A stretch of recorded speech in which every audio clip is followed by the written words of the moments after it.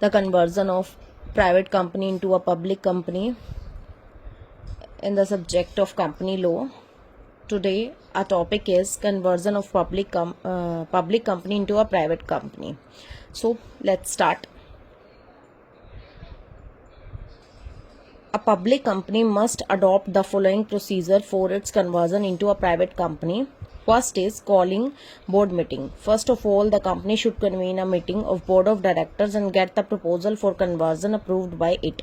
सबसे पहले public company कौन सी होती है? पब्लिक कंपनी में मिनिमम 7 मेंबर्स होते हैं, मैक्सिमम की कोई लिमिट नहीं होती, डायरेक्टर्स मिनिमम 3 होते हैं, paid up capital minimum 5 lakh होती है, एंड उसे बहुत सारे रूल्स एंड प्रोसीजर्स फॉलो करने पड़ते हैं as per UA and MOA और companies act 2013.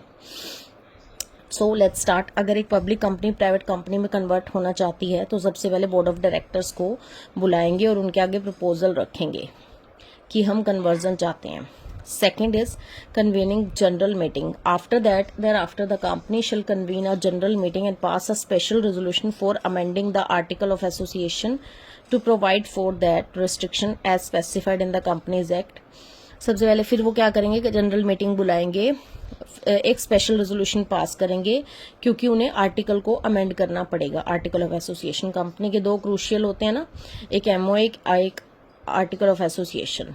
MOA memorandum of association.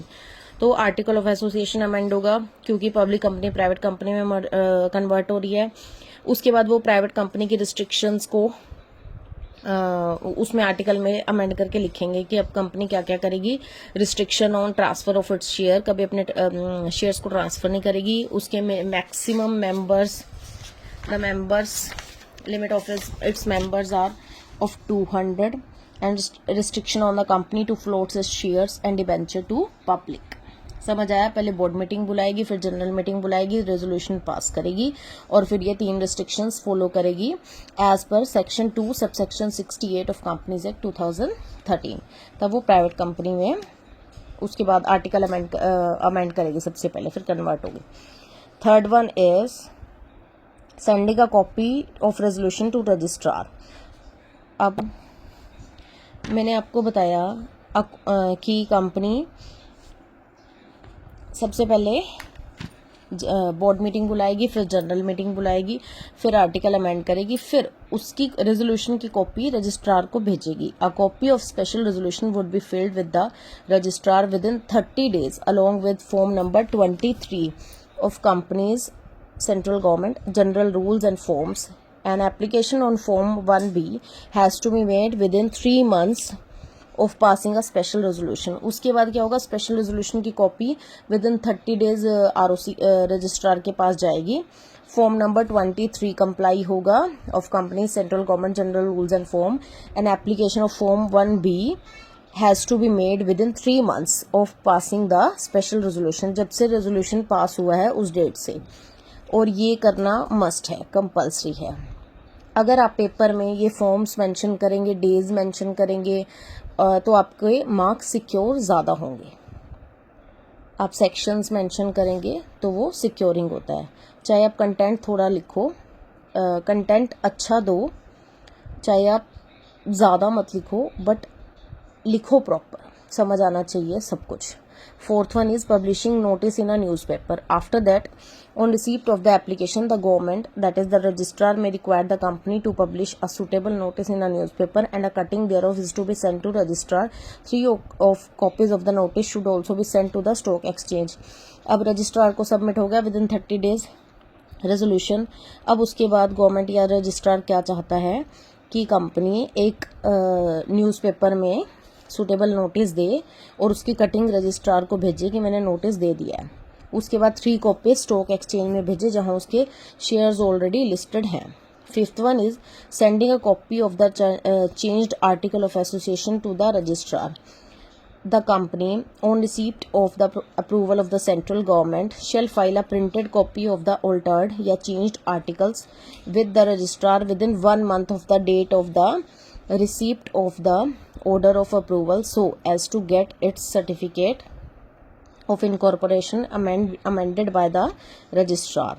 The company shall incorporate consequential changes in its name, memorandum and article, and also in all its bill, invoices, letterhead, etc.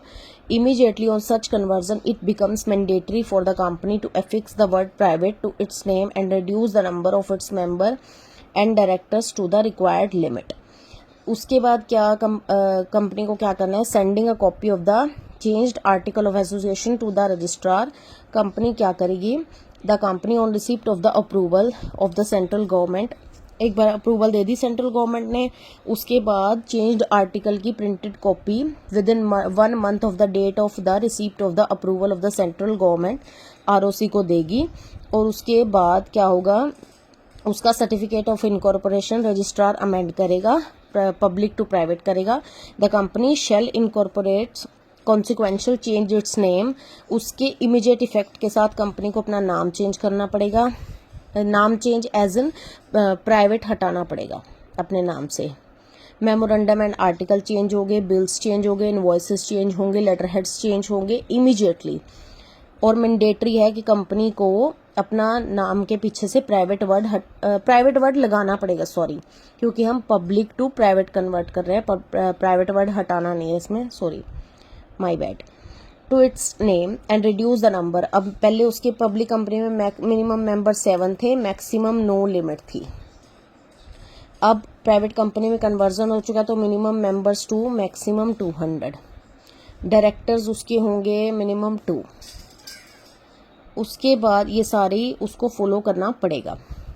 Note, as per section 14 subsection 1 of companies act 2013 for conversion of public company into the private limited company, approval of the tribunal is required. By amendment act 2019 power of tribunal has been transferred to the central government. Therefore, after notification of ordinary public company can be converted into a private company with approval of central government. इसमें कह रहे हैं कि as per section 14 sub section 1 of companies act 2013 conversion के लिए हमें tribunal की permission required है, अप्रूवल रिक्वायर्ड है.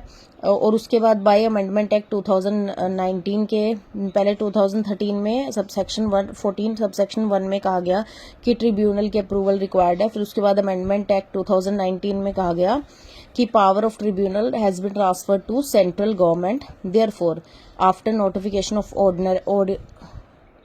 ordinance, public company can be converted into a private company with approval of central government. Okay. अब ऑब्जेक्टिव टाइप क्वेश्चन में से आप बताओ, choose the correct answer from the given alternatives. Which of the following is correct about a private company? There must be at least 2 members. It cannot issue a prospectus. Preparation of article is mandatory या all of the above. इसका answer आप बताओगे मुझे comment में. Second का answer मैं बताती हूँ. Age limit of director in case of private company is, वैसे तो कहते हैं कि कोई लिमिट नहीं होती, पर as per company act 2013 70 age limit is 70, for maximum age limit is 70 for managing director, whole time directors and managers, और मिनिमम होती है 21 ईयर्स. और as per SEBI 70 age limit is for independent directors. तो अगर आपको मेरा समझाया हुआ समझ आया हो तो आप मेरे चैनल को लाइक करें, अपने दोस्तों के साथ शेयर करें और सब्सक्राइब करना मत भूलें. और फर्स्ट क्वेश्चन का आंसर आप मुझे कमेंट में दें. Thank you very much. मिलते हैं जल्द ही नेक्स्ट वीडियो में कंपनी लॉ की.